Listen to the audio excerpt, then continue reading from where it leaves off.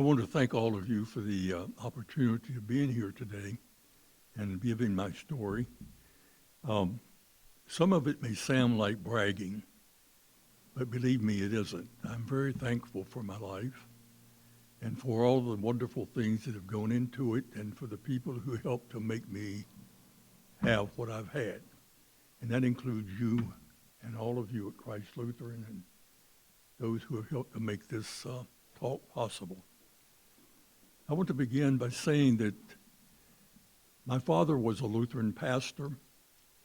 He was, his name was Roy L. Fisher, and he was in Lexington, North Carolina when I was born, 1933, at the height of the Depression. My mother was Ethel Blackwelder Fisher from the Harrisburg area, a little town called Roberta. And she had been a Methodist, but became a Lutheran when she fell in love or come to decide to marry my father. So I was born into a Lutheran parsonage. It was the height of the Depression. My father had been a farmer in his youth.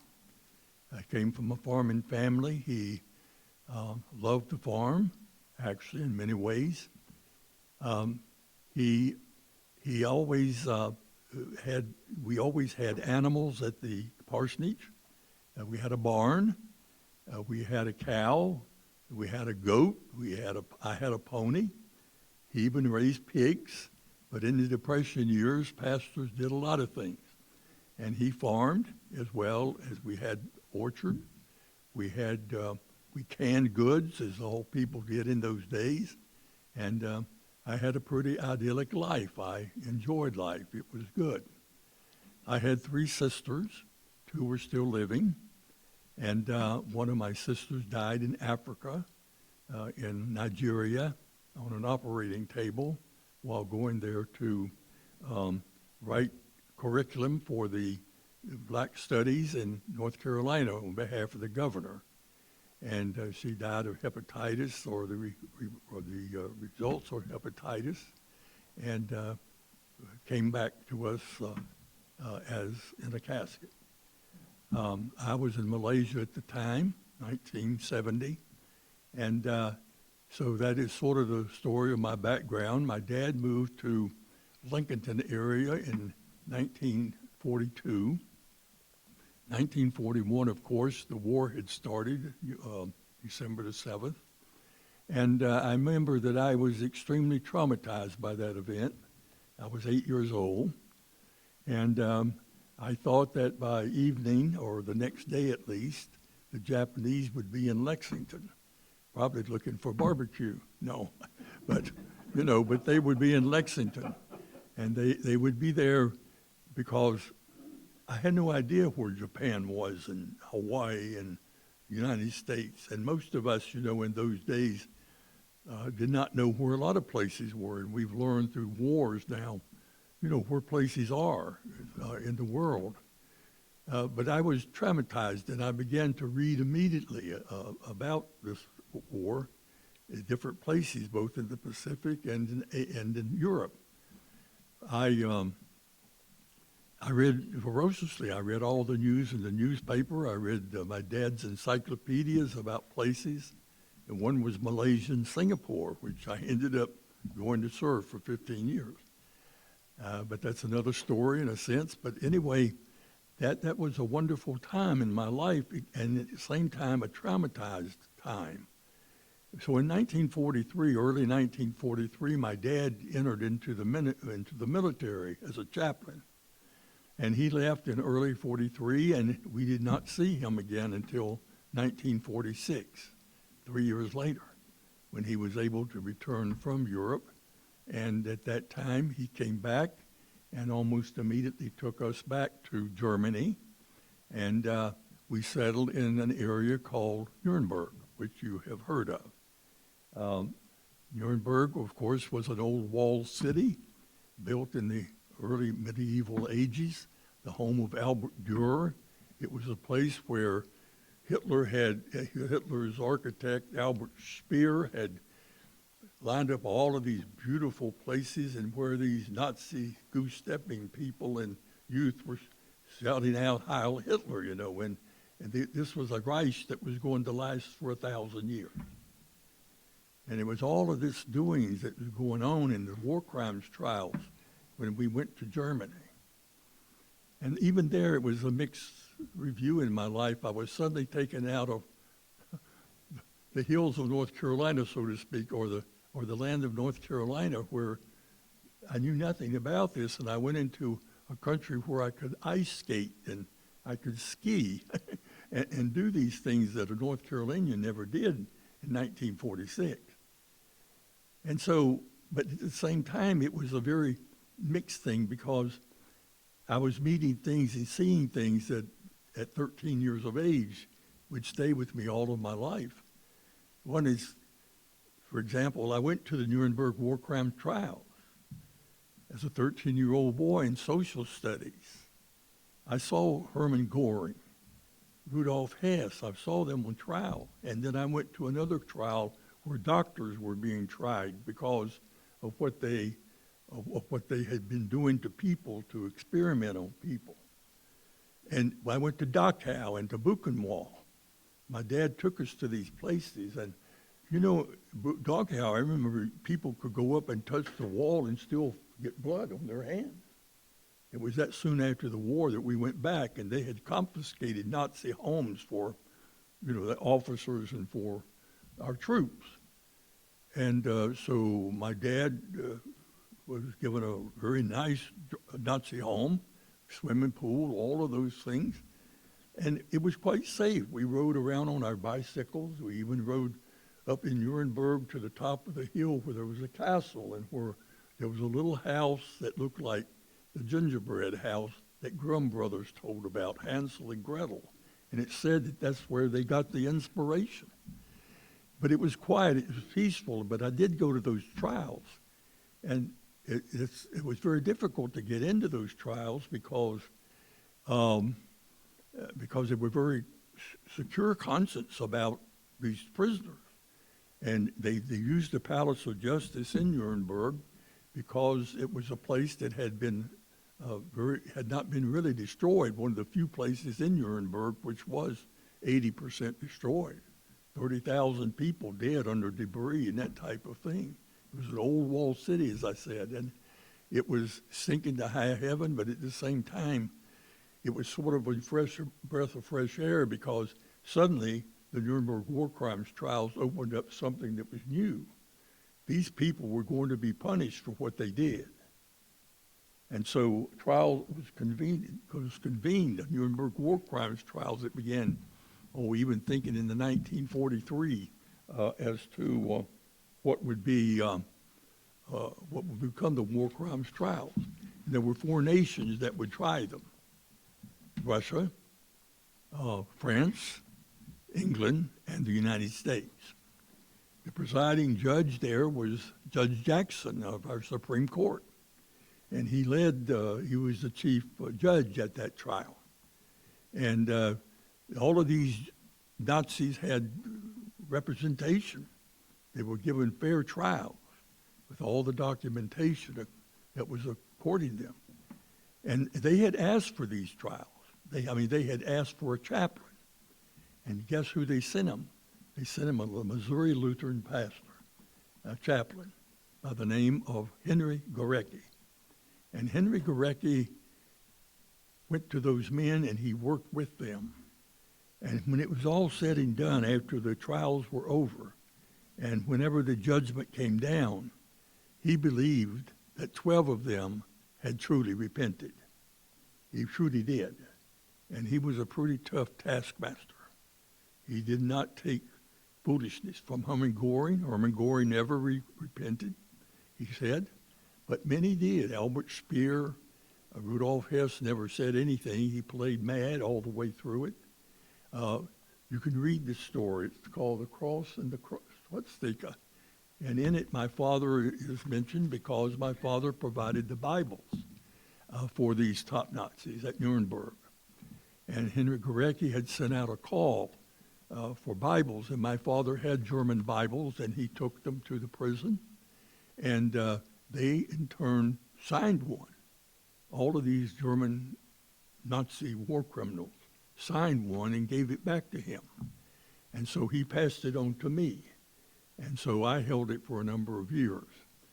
Today it resides in Fort Jackson, South Carolina, at the only chaplains museum in the world.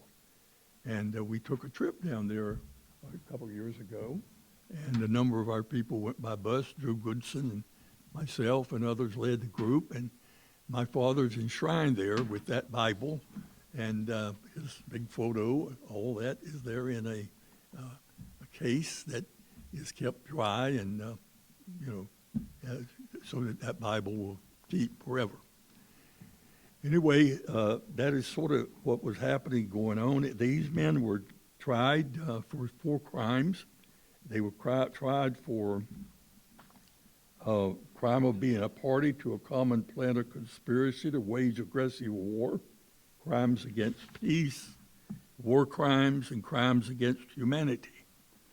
And the story of Henry Gorecki is a great story in itself, but I don't have time to go into that. But if you're interested in reading this book, I think there's copies in the library. And I have this one that's available to be read by anybody that wants to read it. We can put it back in the library too. But this is a story. It has a picture of me in it. It has a picture of my dad in it and his driver, and how all this came to be that my dad brought these Bibles to these war criminals in Nuremberg. So I was experiencing things. There were a lot of displaced people at that day and time. We had 2 young girls who had fled from Poland. Their grandfather had been killed in World War I. Their fathers in the Second World War. They had lived in Poland. And then they fled to Germany as displaced people, walking some 700 miles to come to Nuremberg, where they found a place in our home. And later, one of these girls brought her boyfriend, and they came to America. My dad performed the marriage, and they became American citizens and spent a productive lives. They're dead now. And the other has kept up with us through the years until the day that she died. So these are some of the things that were happening. But we were also traveling throughout Europe, and it was going into a war-torn countries. It was unbelievable. I mean, most of these countries had suffered great, great loss and destruction, and the roads were terrible. Tanks had, run over them. But we had a car, and we had a trailer, and my dad would pull it with gas and food even, and we would stop at night at army bases and spend the night, that type of thing. And we traveled all through like Poland and Czechoslovakia before it fell to the communists. Before it really got bad. We were in Luxembourg and Belgium and France and Switzerland and Italy and all of these places, and saw these great cemeteries that we have that were put up following the war. Already in 1946, there were many of them. Patton's grave was already there. That type of thing in Luxembourg. And we went to palaces and we went to castles. And in those days, it was interesting because there were no ropes. Today you go to these places and where peace treaties were signed, or to Versailles or some castle or palace, and you can't get through the ropes, but we could go sit on the bed or on the on the throne, or in their stagecoaches or whatever it was, because there were no tourists. And my dad would pull up and knock on the gate, and somebody would come, and we had the place to ourselves, so to speak, to wander around and look at the place. But we were not destructive. We were very careful not to damage things. We weren't that kind of people. But anyway, my dad wanted us to see these battlefields and to learn all of this history. And I did. I came to love history. And that's still one of my favorite things. I like nothing better than a good historical novel. But it was a place of great sorrow. It was a great destruction. And yet in my own life, it was coming face to face with a world torn apart. The Jewish question, all of these things, and Dachau and Buchenwald and Auschwitz and these places that the Germans had exterminated all these millions and millions of people. in a war that they started really took some probably 80 to 100 million lives altogether. So I learned rather early that life was different than North Carolina. I mean, North Carolina had been really a peaceful place, a wonderful place. Well, anyway, all of that was taking place, and we lived across. My dad was a chaplain at the 385th Hospital in Nuremberg, and across from that hospital was a great, huge acreage of tanks and jeeps and all that type of thing. But anyway, that took place, and then we came back to the States in 1948, and we came to Rockwell, where we had lived while my dad was during the war, and we lived there. In 1951, we went off to Tokyo. We were up in the Bering Straits when the Korean War began, and we were next to the last shipment of dependents that went to Japan for a couple of years following that. And so we came to Tokyo in 1951. I went to high school. I was in senior. I graduated from high school there, and I worked for the Transportation Section Far East Command, which was basically, I was a file clerk, to put it very modestly. But I was able to save my money because I lived at home, and I saved my money for a year, and I worked for them, and part of my work was to run messages. And I would run messages from our headquarters down to the Daiichi building to General MacArthur's headquarters. And I would see him quite often. I mean, he would be out in the lobby or in the outer office, the secretary's room, and you would see him quite often. I saw his son a lot, Arthur MacArthur. And while I was there, I saw Joe DiMaggio. I spent an afternoon with him. My dad arranged for that. He came to visit Korean troops. I also met Jack Benny and his wife, Marjorie Reynolds. I went to Hiroshima, Imperial Palace. I had a great time with teenagers. We went to the mountains. We skied. We went to the ocean. We had a Jeep at our disposal. A couple of the guys, fathers gave them Jeeps, and we ran around, and it was a great life. Plenty of dating. I mean, there were American girls all over the place.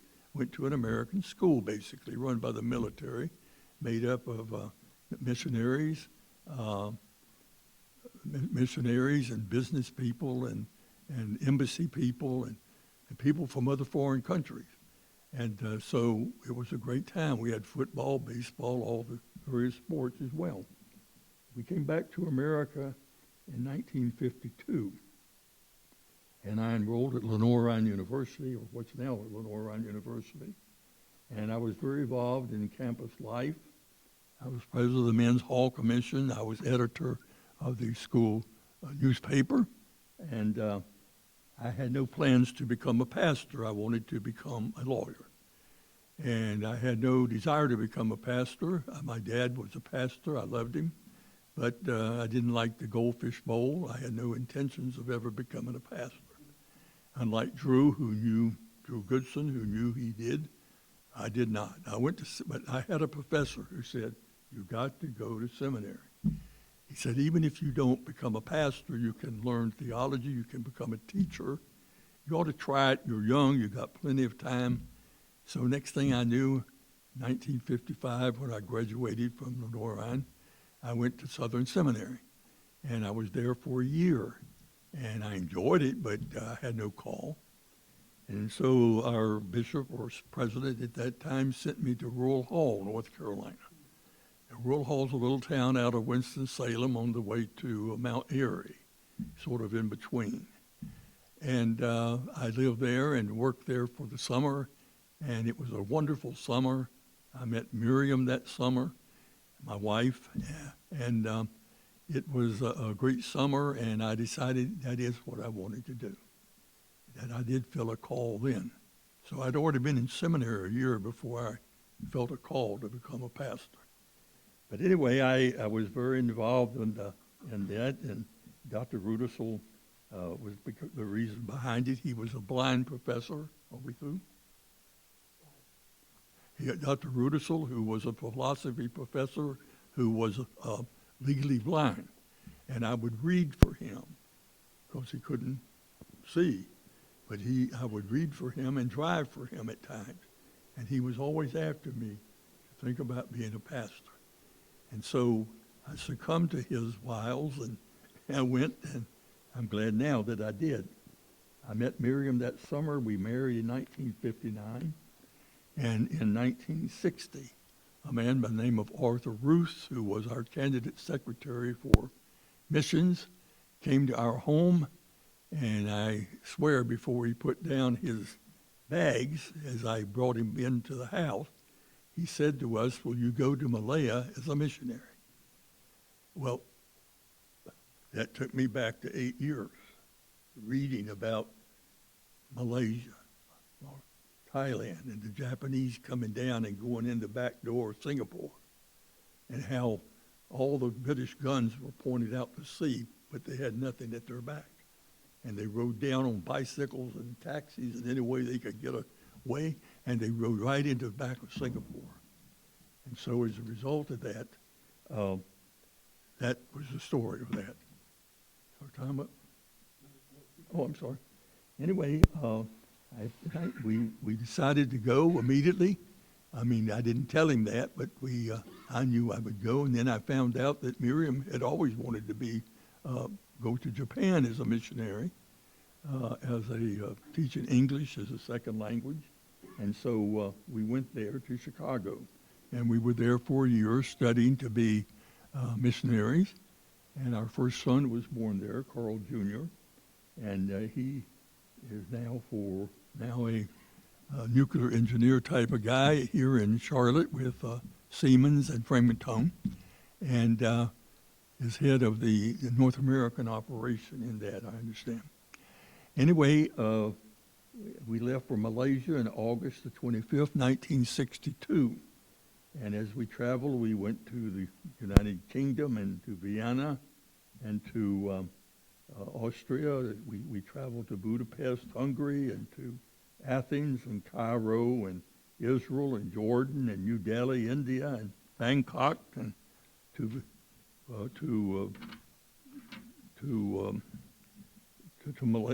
Bangkok and to Malaysia in late August. In 1962, we began language school, and we studied Cantonese for 2 years. And while studying, we had a woman who looked after our son, our only child at that time, and she taught him Cantonese. His first language was really Cantonese. And so he learned Cantonese better than we did before we did. We moved north to a place called Ipoh, a tin mining town.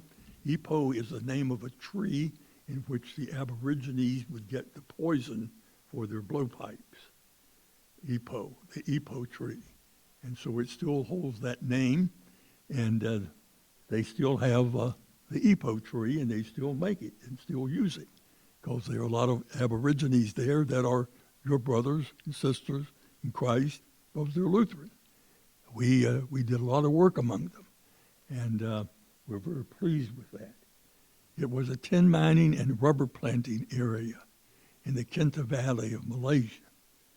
And then I took over as a missionary pastor in Ipoh, and as such, I had a congregation that we developed, Holy Cross Lutheran Church, and then I had an outreach community in which I served in Holy Communion and that type of thing. About once a month, I would be required to drive some 40 to 60 miles up into the Grit Valley, and I'll resume after the break. Dr. Fraser, I'm interested in the concentration camps, and if you were able to visit them during that particular time. I know how remorseful it was. Could you describe what you saw? Dachau, for example? Yes. Well, you could see where they had, Dachau was basically a concentration camp to begin with, but they killed a lot of people in those concentration camps. But there were some of those camps that were death camps, like Auschwitz. They killed thousands, or Birkenau, and there were a lot of, just millions of people were put to death. Some of these camps, they would put to death 6,000 people a day. I mean, they really were out to exterminate everybody, not only Jews, but gypsies, communists, Christians. They were out to get anybody.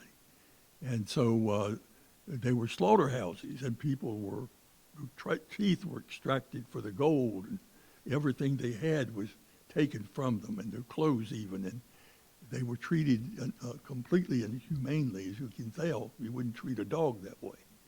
And like I said, Dachau, within a year after we were there early, you could put your hand on a wall because the wall still sweated some of this blood and stuff that was, piled up. But basically they would shoot them, they would put dogs on them, they would gas them, and they would just have mass graves. I mean, they did all of these things with the idea of exterminating every Jew in Europe that they could find. And that's pretty hard for a 13-year-old to take in a way. I mean, it stays with you in your mind. And so I've been quite an advocate against all of this and ISIS and what's going on in the world today. And I hope that someday there is an ISIS solution the same way Nuremberg was. There needs to be.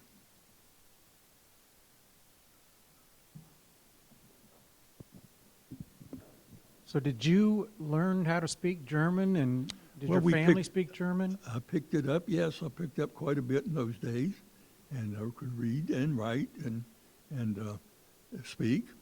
But if you don't use it, you sort of lose it. And so I wouldn't say that I'm a great speaker of German, no, but I do understand some. When in Malaysia, then, did you also learn their Yes, native? we learned Cantonese. That was Cantonese. Yes, and then there was Malay. Our children learned Malay as well, but they were subject to a whole lot of languages around them. But English was also very prevalent in Malaysia, but I was supposed to learn Cantonese. My wife did a lot better job than I did. What women do, they like to talk. And, they go to market, that type of thing. But she was very good in it, and she still is, yeah. And then, did I hear you say that you were raised a Missouri Synod? I was not, no. But the chaplain that was assigned to the Nuremberg war crimes trials was a Missouri Lutheran. His name was Henry Gorecki, and he spoke German, and he was from St. Louis, and he was an ideal man because he had served. He had 3 sons in the military, and they survived the war, and he was very happy about that, but one had been severely wounded. But he said, how can I, as a humble country boy, as a humble pastor, ever speak to these men, these Nazis, and what they have done? He really wrestled with it. But when he finished his ministry with them, he believed that 12 had been saved, or had been converted, or had confessed. And he also went to, after the war, he was silenced for 5 years. He went to an Illinois prison, and he worked with the people there. And when he died, every prisoner, some 4,000 prisoners, demanded to walk by his casket. He was a man that had a prison ministry at heart. He really did. Ed Edelman would have loved him. Yeah. Well, a number of fascinating forks in the road that determined the direction of your life. Yeah. One of them I'd be curious to hear more about is your father's decision to join the military in 1946 and was 43. Or 43. Was he recruited to do that, or maybe what influenced that? Well, they needed chaplains, and he simply answered the call. He was already over 40 years old. He was born in 1901. He was already over 40 years old. He would never be regular Army, but he stayed in the Army for about 12 years during the war and then following. But he he volunteered. I mean, he had this military training at Mount Pleasant as a young man in high school, college type thing. And so they accepted, gave him a first lieutenant rank when he entered, and he was a major when he came out. I forgot to mention that while I lived in Tokyo, I worked for the government, but I also went to night schools at a Jesuit university, Sophia University. So I took courses there as a freshman, and I did that at nights. But when I saved my money and all that, and I came back to college, I paid my own way through college. You could do that. I had saved $3,000 that year, and boy, was I proud of that. Of course, I said I lived at home free. But it was great, and I actually went through school, mainly with working there, and also paid my way for $3,000 I had saved that year. It was basic to my college education, which you can't do today, of course. Anyway, we went to Malaysia, and I became a missionary pastor, and I told you that we had work there. I studied Cantonese, and that I was a pastor of Holy Cross Lutheran Church and outlying churches for Holy Communion. But in that area, we were at war, or Malaysia was at war. We had a communist insurgency going on at that time. And some of these areas that I covered in the north of Malaysia, the communists were there. Our main concern was we just didn't mess with convoys. They knew our work, and they seemed to not pay any attention to us. So I would be driving alone at night down through there, and I knew that the communists are there, and they know our whereabouts, but we didn't overly worry about it. But they were there as insurgents trying to take over Malaysia up in the Great Valley. And so that was communist territory. And the year we left there in 1977, 15 years later, that war finally came to an end up in the Great Valley. And our last visit up there as bishop of the church, I saw the end of the havoc that had been caused through all those years of war with the communists in Malaysia. At age 36, I received a doctorate degree from Lenore University.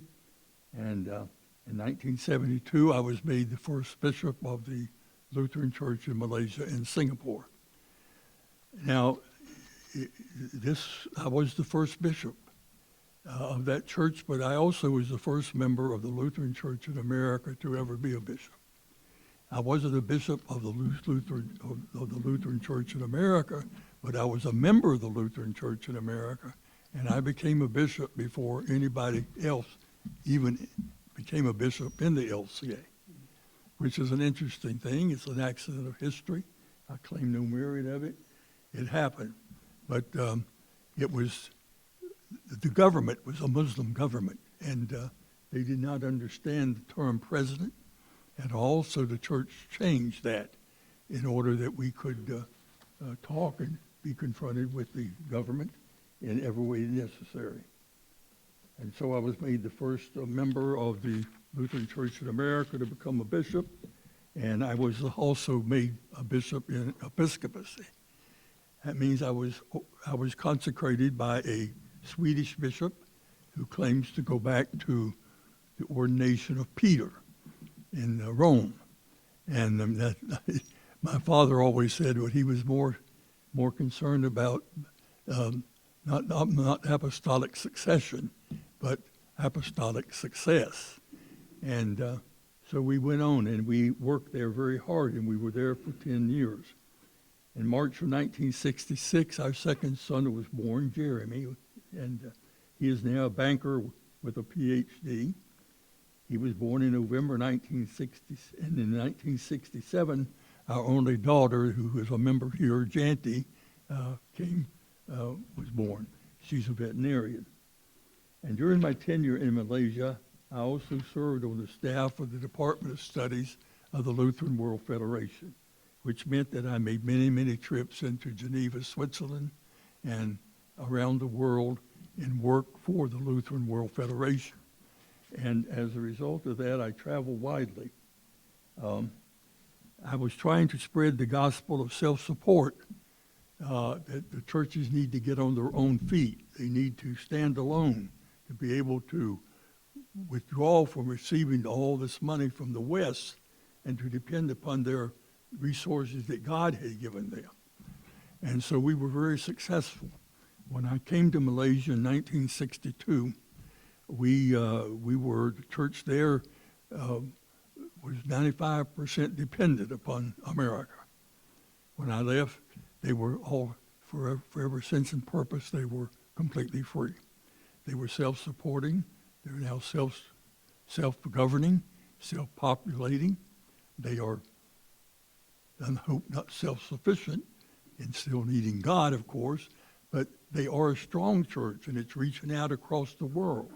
They're in Thailand. They reached out into Burma, into the Philippines, into Cambodia, into Vietnam, into China, and even to the United States. We have a number of Chinese pastors here from Malaysia who have been sent here to work among Chinese here in the United States. So we had, I think, a very successful ministry. The church is growing.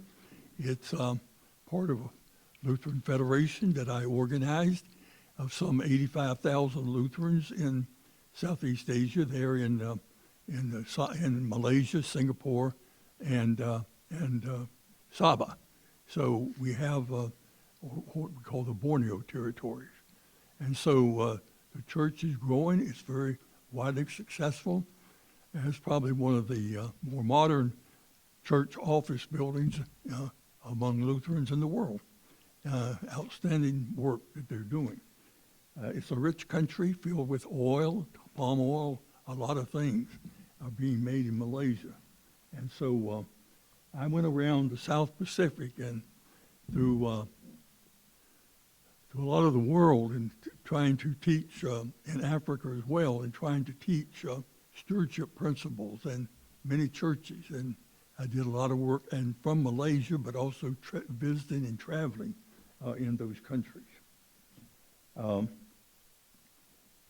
By the mid-1980s, the LCMS was completely self-supporting, and there are now no missionaries there. As I said, we send them out to all over other places. I want to explain that I came back to America. I went to Ascension Lutheran Church in Savannah, Georgia, an old church that was founded in 1741, one of our older churches down this way. And I was senior pastor there for 3 years. And while I was there, I came to know that some of these self-support principles and that type of thing was very important. This was in 1977. We came back by way of, we went a bunch of places like New Zealand and Australia and Tahiti and New Caledonia.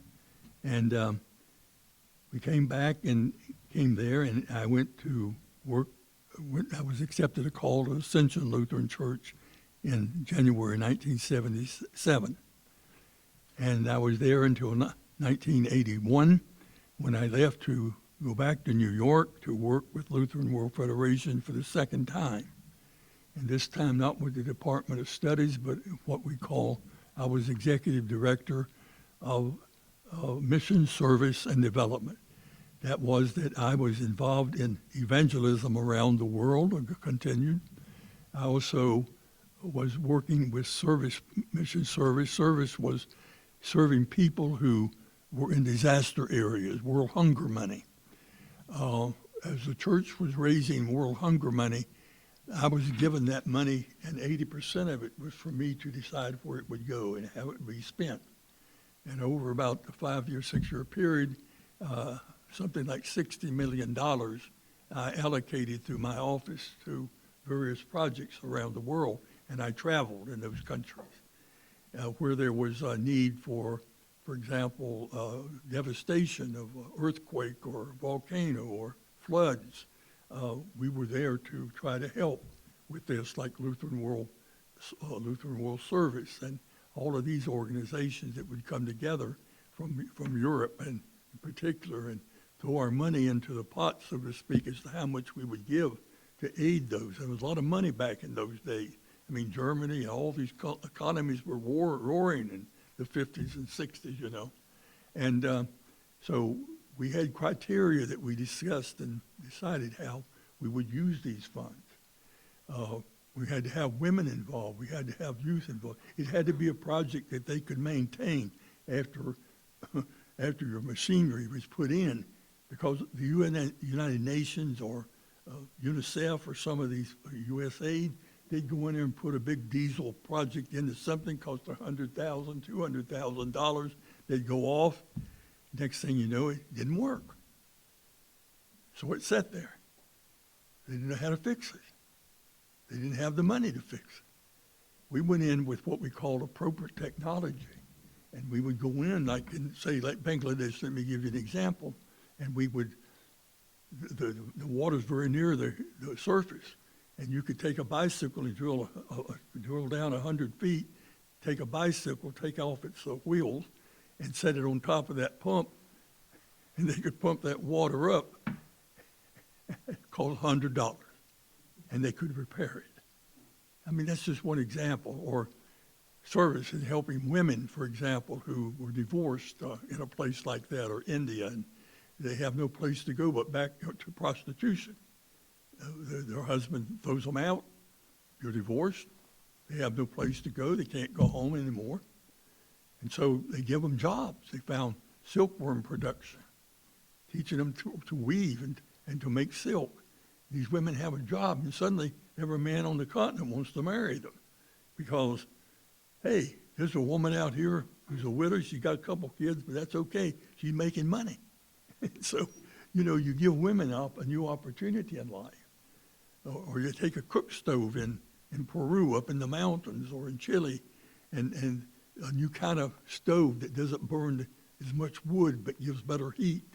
Finding things like that, appropriate technology for the situation, not just throwing money at it. And so I worked with that for 6 years out in New York, and I traveled all over the world for that, because where there was a need, I had to go look at it, and whether we'd give $100,000 or $25,000 or whatever it might be, to see if it was an appropriate project and one that would maintain itself. We also worked with development projects. We helped places to develop. I mean, like they wanted to improve their situation. And we would go in and help them with helping plant trees or whatever it might take, like Haiti.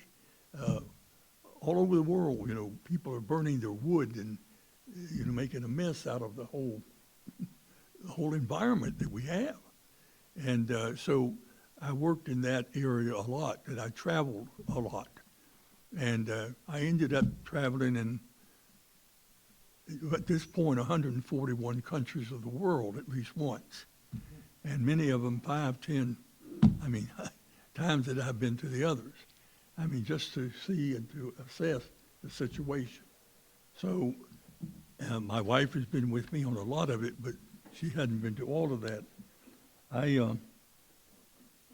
met other people as well. Not only have I been in 141 countries, but I have been on all continents, including Antarctica, and I've sailed every ocean. And I don't say that braggingly. It's been an education beyond comprehension, really. And I don't know how I've been so lucky. I really don't. I met Mother Teresa. I had an opportunity to spend an hour alone with her in Calcutta. I had a private tea with the President of India. I've also been with Bette Midler. I met her along with my wife and son in a piano bar in New York. I even met old Vice President Spiro Agnew. Remember him? I've actually served with 2 archbishops of Canterbury in consecrating Anglican bishops in Malaysia. And I think I told you about Joe DiMaggio. And Jack Benny and all of those folks and some others. I can't remember them all, but anyway, but I never visited a pope. I never got to visit a pope, but that's okay. I've had all the very best. I have received the highest award that North Carolina offers its civilians, the Order of the Longleaf Pine. So is my wife. I've been pastor emeritus of Trinity Concord, my first congregation.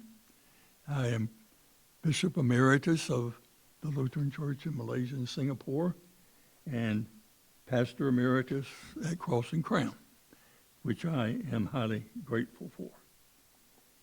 In 1986, we came back to North Carolina exactly 25 years to the day after we left in 1961.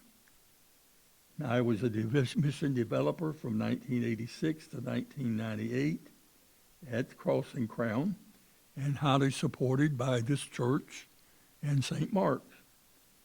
When I left Cross and Crown, we had 800 baptized members, and seventh and highest benevolence in the North Carolina Synod, and that was 12 years later. We organized self-supporting, and as I said, one of the great honors is being pastor emeritus at Cross and Crown. I want to say that God has been good to me. He's been wonderful.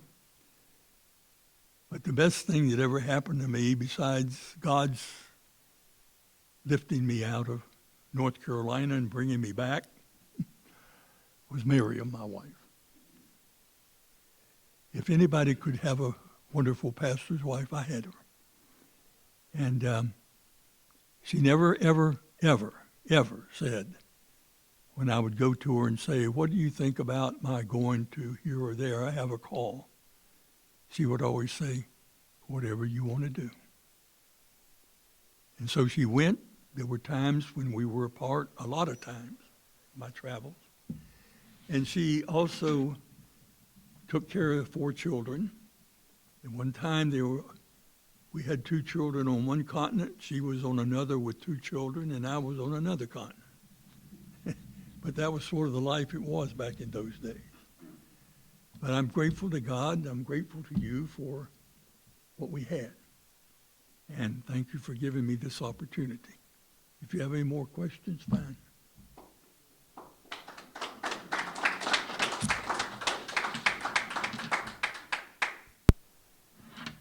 Carl, I have one question about all of these places you have been, seen, the things you have done.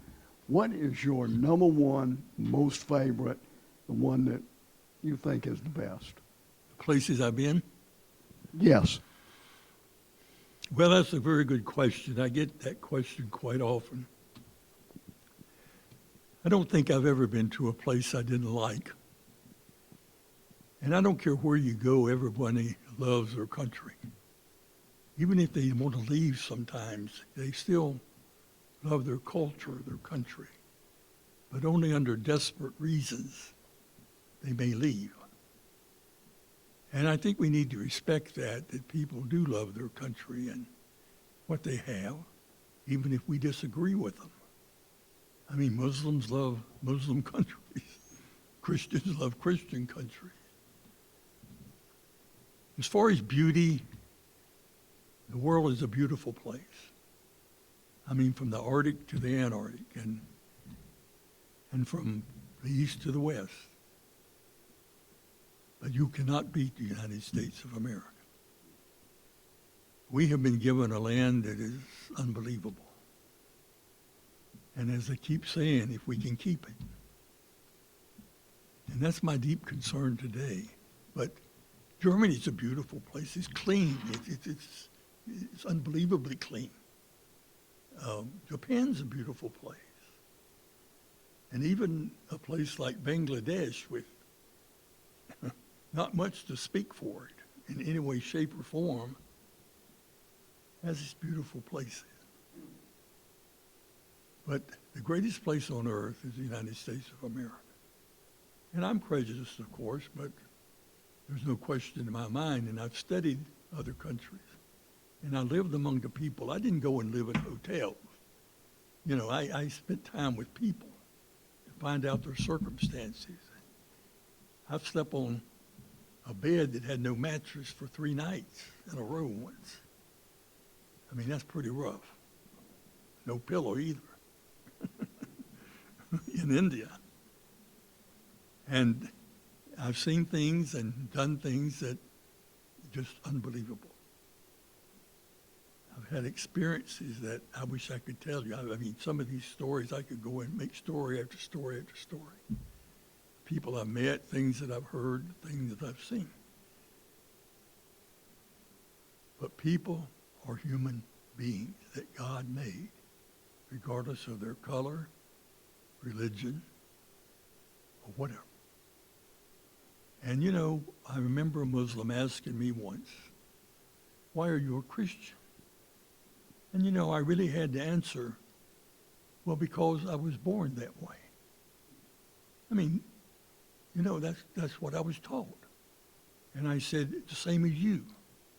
You are what you are because of where you were born and who brought you into life. And that's what we believe. Most of us.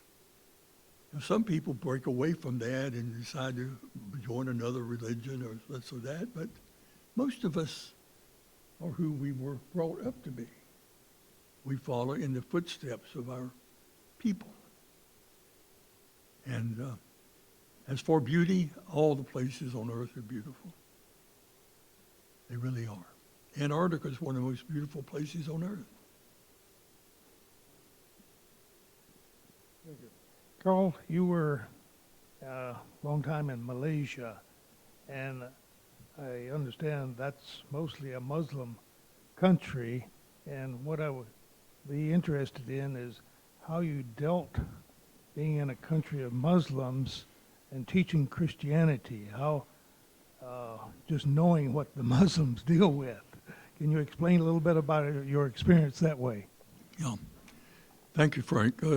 We were not allowed to speak to Malay people or Muslims in the sense of converting them to Christianity because the Malaysian government considers all Malays, not the Chinese and Indians and Westerners and other people who are there, or their Aborigines people.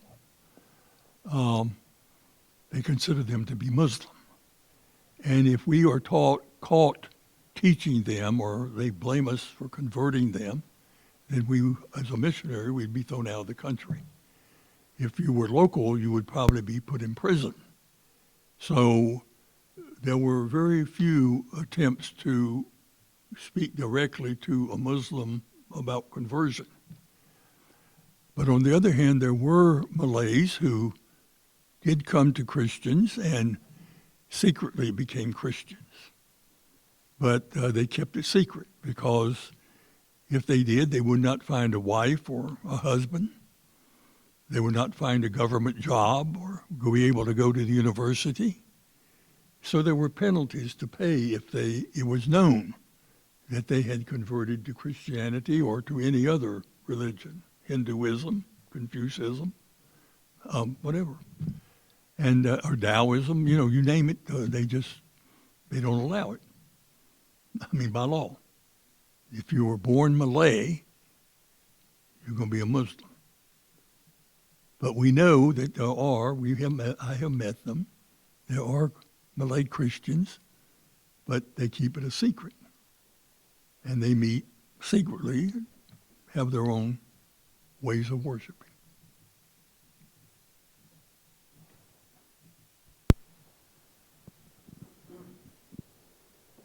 Dr. Fraser, you're meeting with St. Mother Teresa.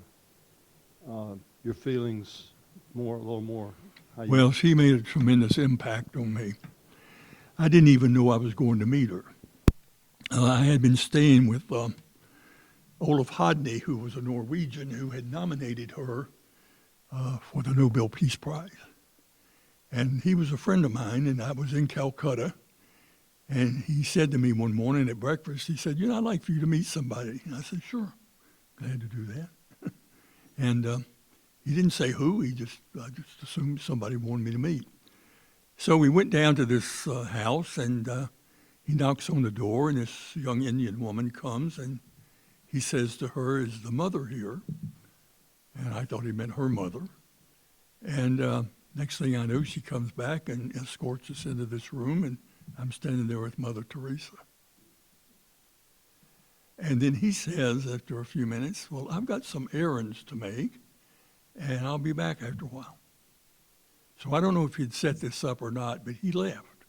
And so not only was I not having him there, I was sitting there alone with her, and it made an impression on me that I'll never forget. She sat on a stool, sort of at my knees, a lower position, which I felt strange about, but she told me about her life, and she didn't wear any makeup. She looked like a peasant woman. And I've told this before, some of you have heard it, but whenever I think about Mary, the mother of Jesus, I think of Mother Teresa.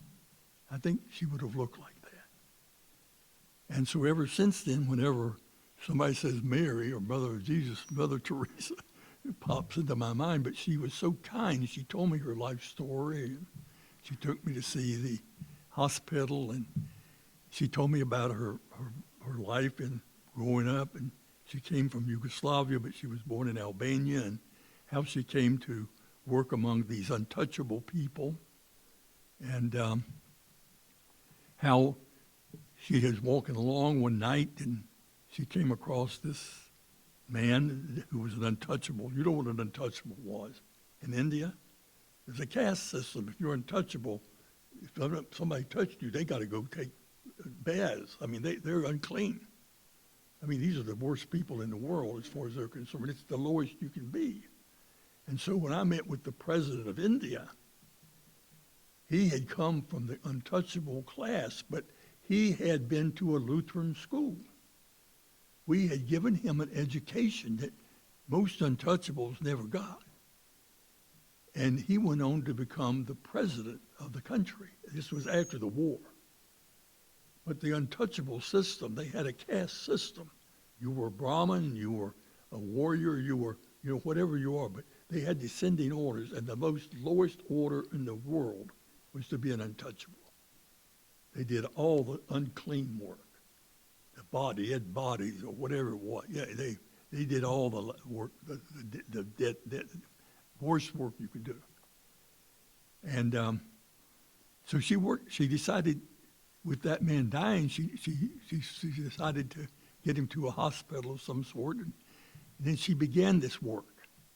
She had gone over to teach as a missionary teacher, but to rich kids. And she gave all that up, and she went on to become a Nobel Peace Prize winner, and one that we now know as a saint in the Catholic Church. And she was a saint. Stories about her, and Olaf Hodney told me, he was a Norwegian who nominated her. He told me she went to Norway, and the king said, she said to the king, "I don't want you to give me a celebration, a dinner, banquet. I want you to give me the money that I could help my people." And the king said, "Well, I've got to do this. I mean, this is a worldwide honor, you're receiving. I've got to do this." No, anyway, they finally came to some agreement on it. And he did not put on the biggest dog, so to speak, but he put on something, and he also gave her something for her. And she did the same with Ronald Reagan. I mean, she always asked for the money. She didn't want the award. She wanted the money. But that's the kind of person she was.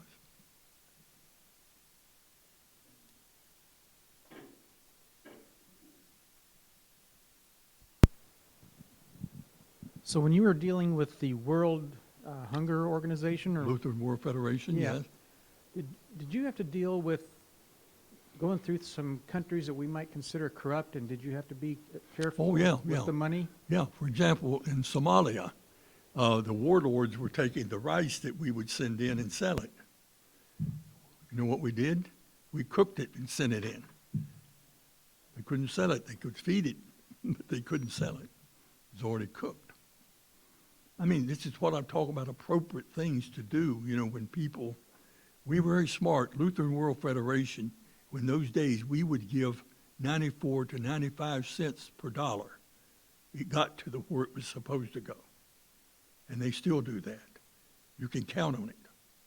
And that is a very important part of giving, is how much of your money is getting there. Now, I know for a study I made personally, this was some years ago, of course, it may have changed, but World Vision, for example, they used to be on the air a lot, television, but you only get maybe 20 cents out of the dollar there because they spend it on ads and television and all of this. Lutheran World Federation has been an outstanding giver and handling your money, and I can't say enough for that. And so is the Lutheran Church, Evangelical Lutheran Church in America. It's really worthwhile to give to that project. Your money's getting there, I can assure you. But that's an example in Somalia. And we find ways to get that food there.